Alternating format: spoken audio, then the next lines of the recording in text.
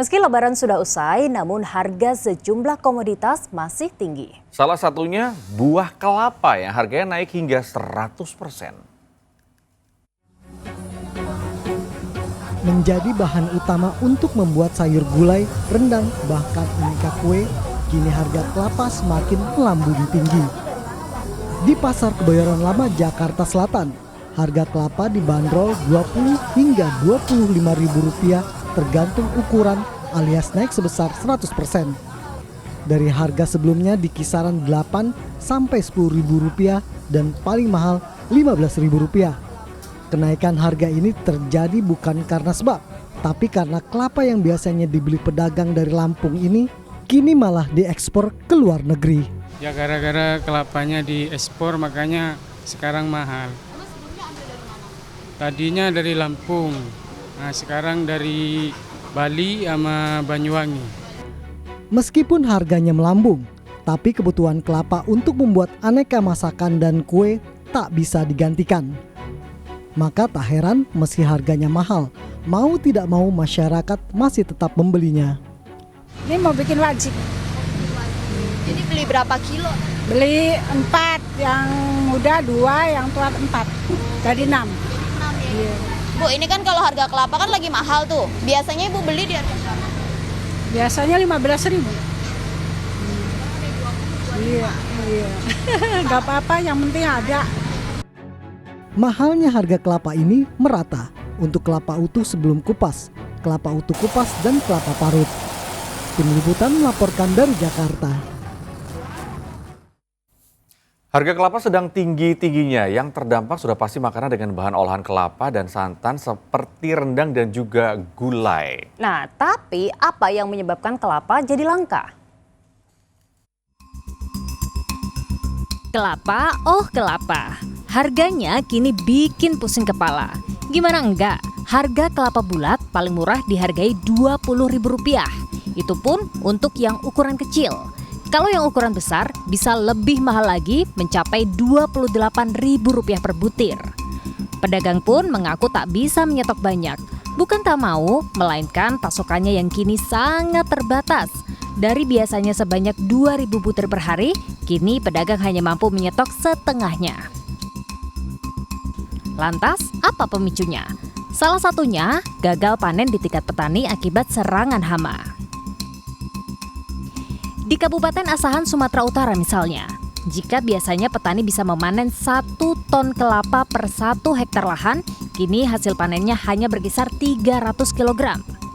Di saat kebutuhan dalam negeri belum tercukupi, pemerintah justru terus membuka keran ekspor. Badan Pusat Statistik mencatat nilai ekspor kelapa di dalam kulit atau kelapa bulat mencapai 30,8 juta US dollar sepanjang Januari hingga Februari 2025. Hanya permintaan dari luar negeri sehingga kebutuhan dalam negeri itu tidak tercukupi. Sebenarnya dalam teori keselamatan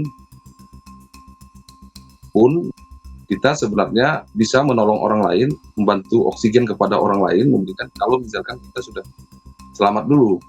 Nah, harusnya ini diperhatikan juga dalam urusan ekspor komoditi pangan ya.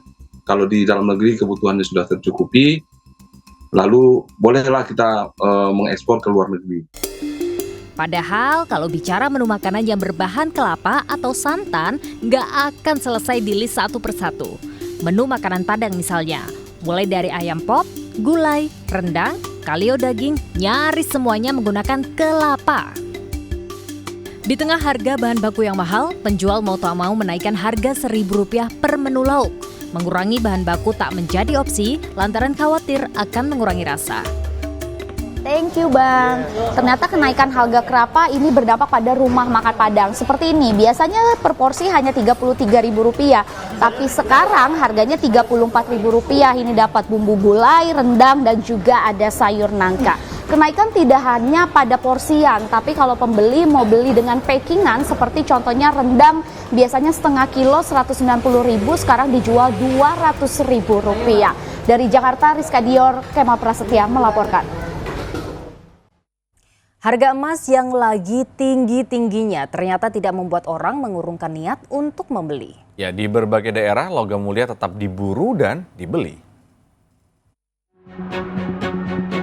Harga beli emas mencapai 1,9 juta per gram. Tetapi tetap saja minat masyarakat untuk membeli tinggi. Karena masyarakat meyakini membeli emas merupakan investasi. Seperti toko perhiasan di Jalan Ahmad Yani, Kota Semarang. 2 pekan pasca Lebaran, masih banyak masyarakat yang datang untuk membeli emas. Dalam sehari masyarakat yang datang ke toko emas lebih dari 300 orang. Mempertimbangkan harga mumpung masih bagus sebelum kata ada rumor yang harganya nanti naik, makanya saya mau beli koleksi sebanyak mungkin.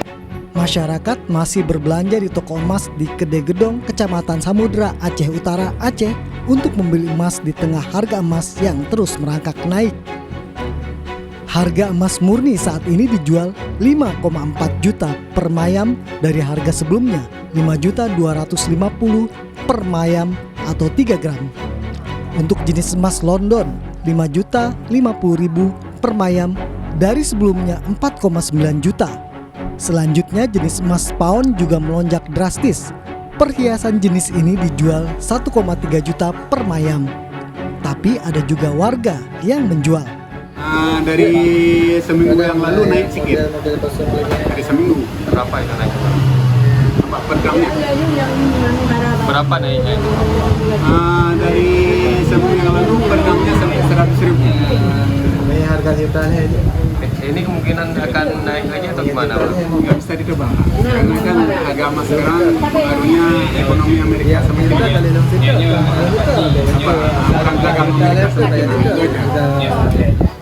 Ada beberapa faktor yang membuat harga emas terus merangkak naik.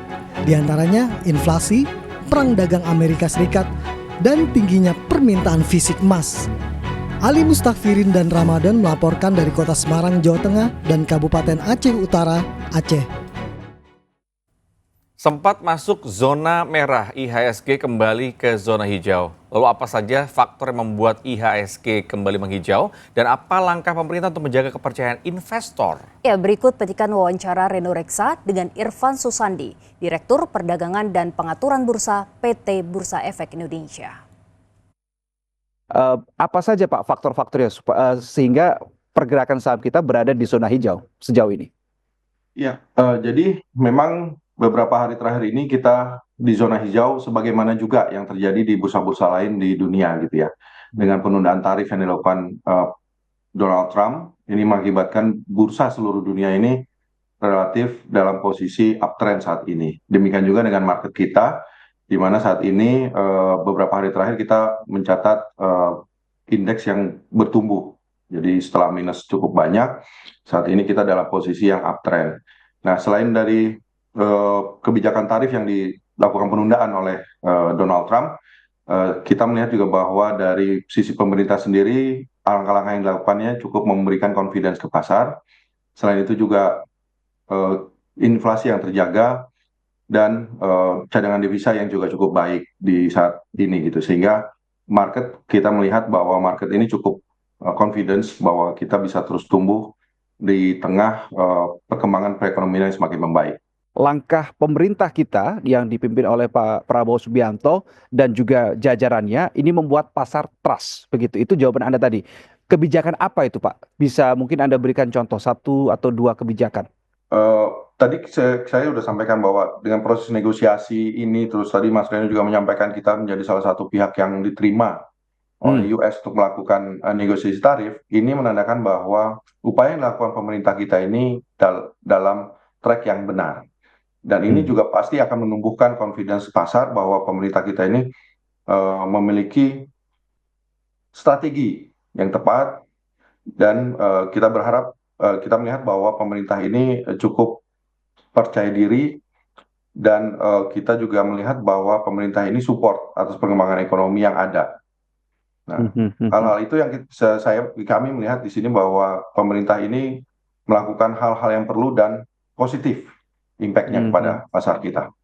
Baik, berarti pemerintah on the right track and doing the right thing untuk merespons apa yang menjadi bisa bisa dikatakan keresahan atau kekhawatiran para investor.